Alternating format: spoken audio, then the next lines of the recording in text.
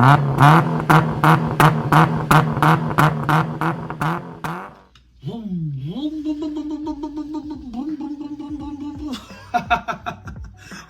back to DIECAST Domination. This is Dev coming to you. Thank you so much for tuning in my channel, and I'm glad that you guys are here with me, because in today's session I'm going to be showcasing you not one but two diorama layouts that I have created during my day. And these ones are just amazing because what I did was, the first diorama that I had, there were no roads, no streets, but just a parking lot with a bunch of buildings.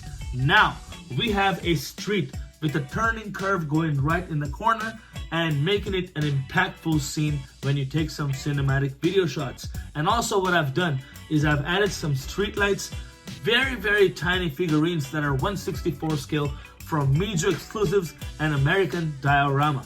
And also we have stunning models, guys, 1/64 scale, beautiful models from companies such as Eno64, Mini GT, Tarmac Works, Pop Race. I can keep going, the names are not gonna end. So without further ado, let's get into some of these details. Let me show you guys how I create this amazing structure.